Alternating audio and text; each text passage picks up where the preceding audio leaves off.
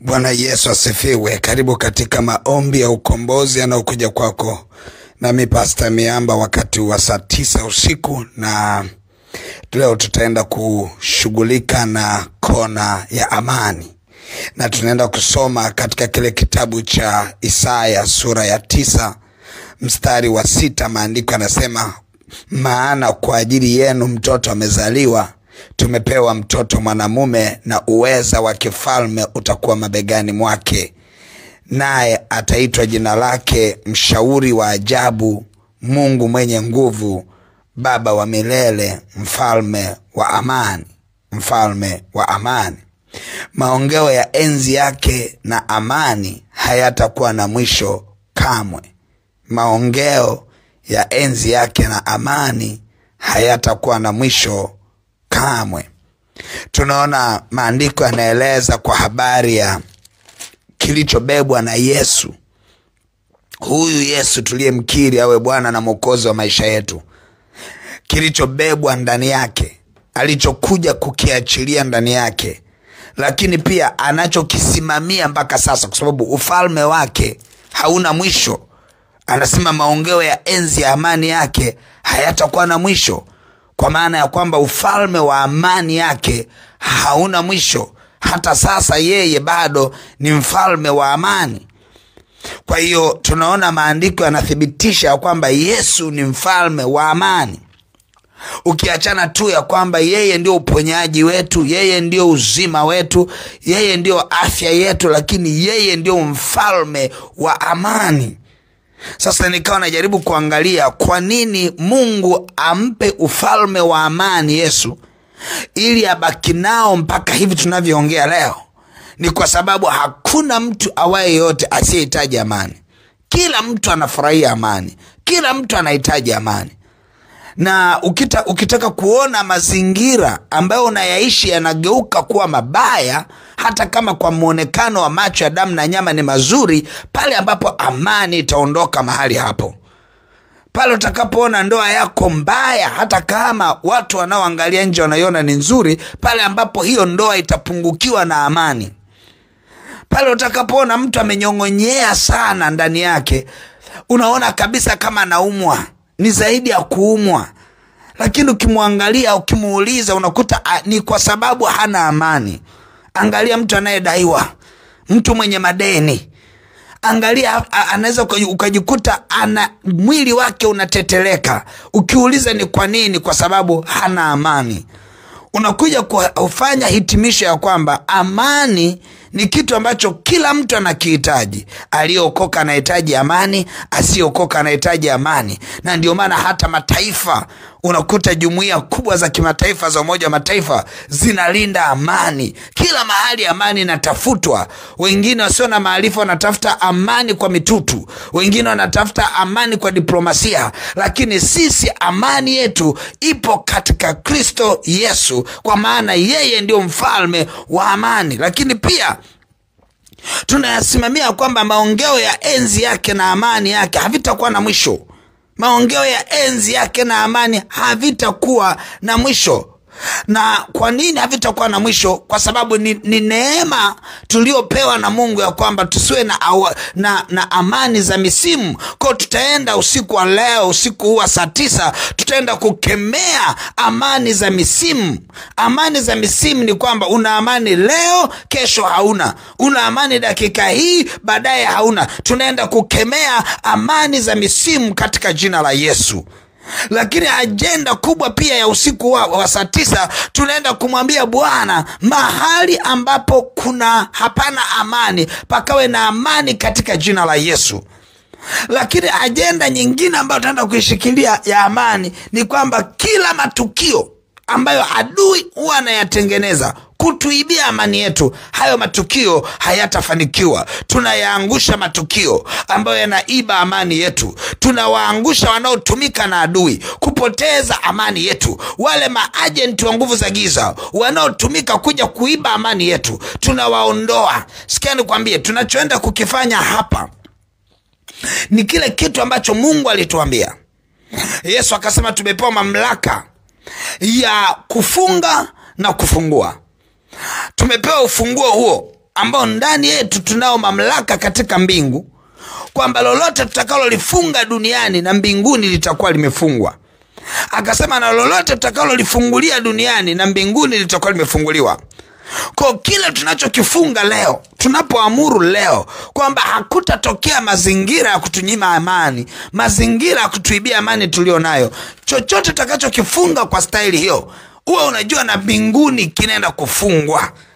Tukiyafunga mazingira, tukiwafunga watu wanaobeba amani yetu, tukiwafunga katika ulimwengu wa roho, na mbingu zinaenda kufunga. Hiyo ndio neno, ndio Mungu amesema hivyo.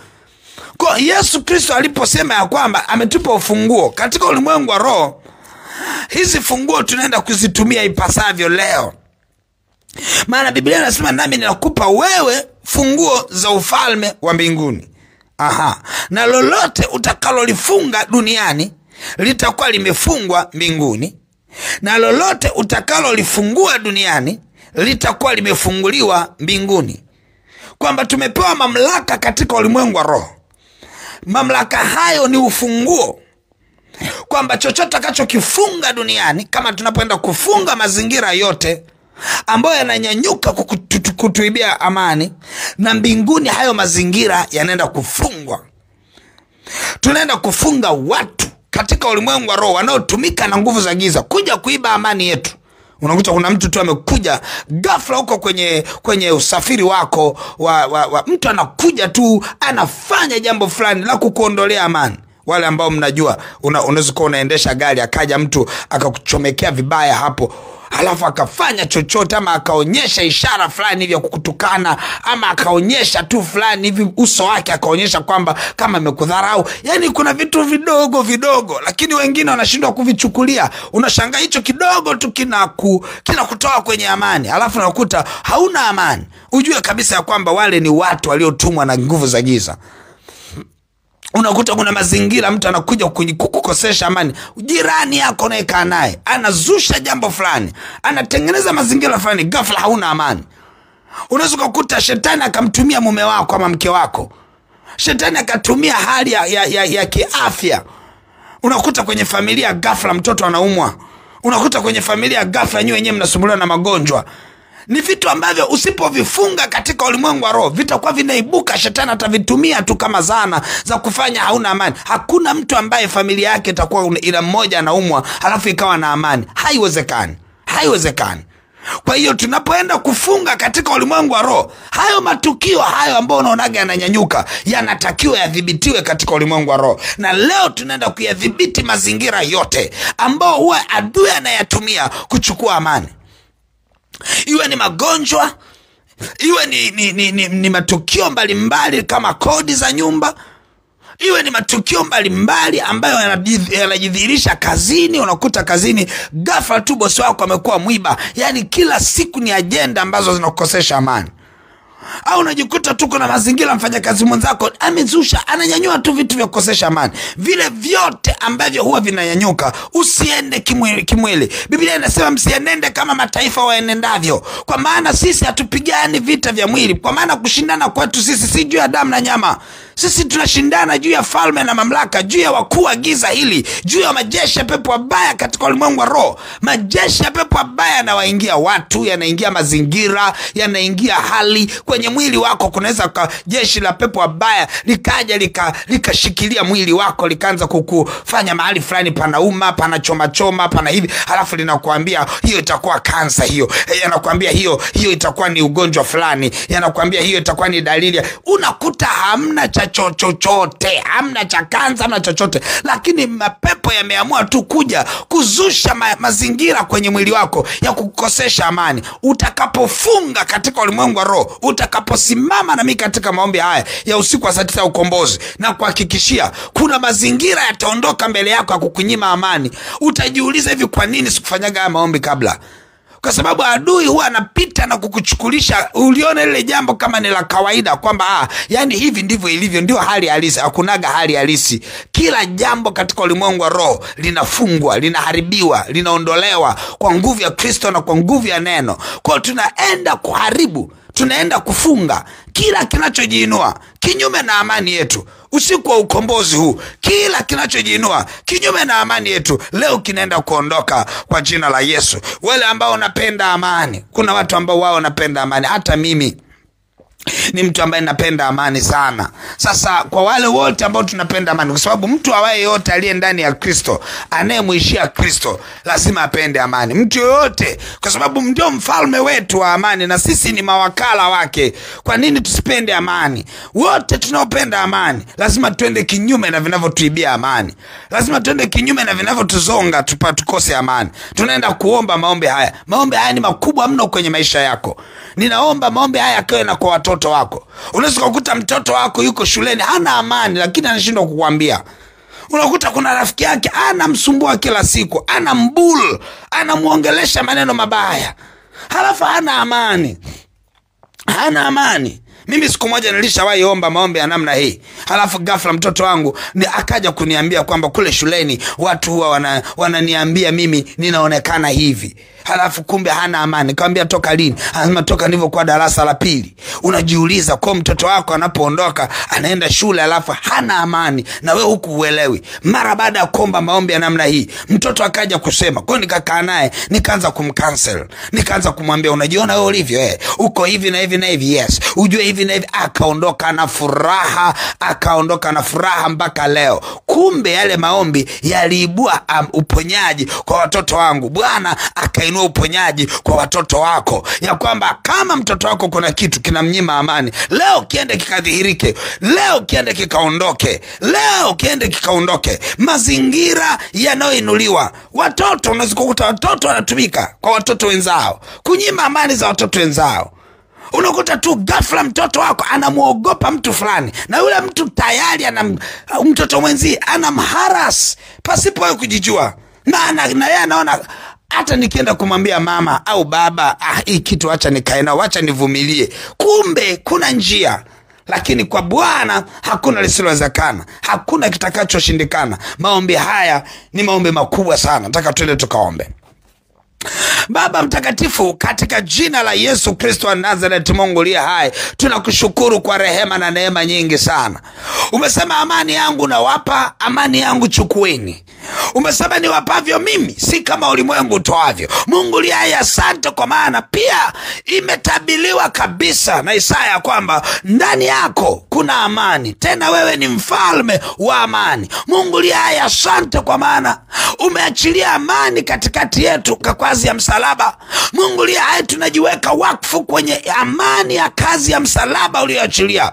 Wewe Roho Bwana umekuja kuachilia amani iliyotokana na kazi ya msalaba ndani ya maisha yetu. Roho Mtakatifu, ninaomba hiyo amani kwa ajili ya mtoto wako anayenisikia wakati huu.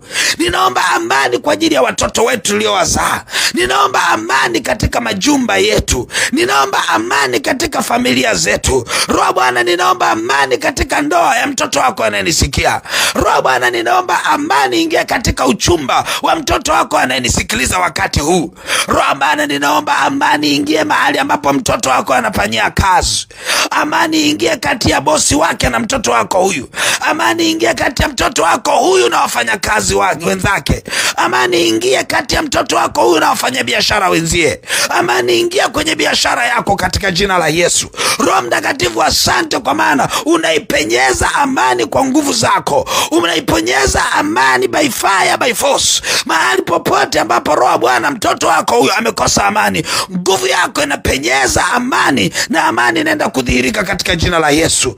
Roho Bwana, asante, kwa maana hiyo amani yako ambayo unaiachilia ndani yetu inaenda kupiga kelele katika ulimwengu wa roho. Mungu aliye hai, asante, kwa maana nguvu zako Roho Bwana zinaenda kuidhihirisha amani yako ndani yetu. Mahali ambapo palikuwa na mchongoma wa kutokuwa na amani, unaenda kuondolewa ule mchongoma leo kwa jina la Yesu. Mahali palipokuwa na mwiba ambao ulikuwa ni hali ya kukosa amani, ule mwiba unaenda kuchomolewa wakati huu kwa jina la Yesu.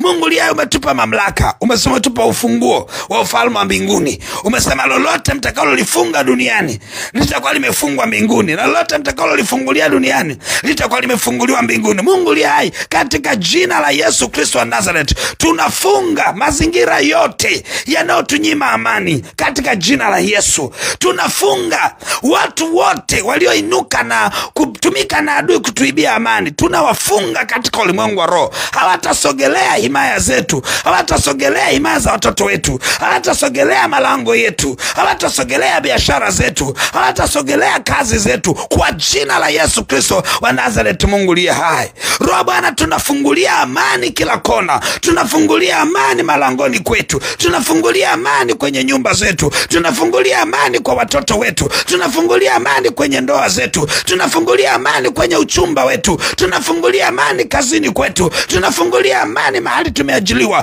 Tunafungulia amani makazini na wafanyakazi wenzetu, kwa jina la Yesu Kristo wa Nazareti, Mungu aliye hai. Umesema maongeo ya enzi yako na amani hayatakuwa na mwisho. Mungu aliye hai, tunaomba amani unayoiachilia haitakuwa na mwisho. Hakuna kitakachokuja kuiba amani hiyo tena, kwa jina la Yesu na kwa damu ya mwana kondoo. Baba, asante kwa maana unatenda mambo ya ajabu mno, na moja ya mambo ya ajabu unayoyatenda ndani ya maisha yetu ni kutupa amani. Mungu aliye hai, hakutakuwa na magonjwa katika familia zetu ambayo yataiba amani zetu katika jina la Yesu. Tunayabatilisha magonjwa katikati ya memba wa familia zetu. Tunabatilisha magonjwa ndani yetu kwa jina la Yesu Kristo wa Nazareti.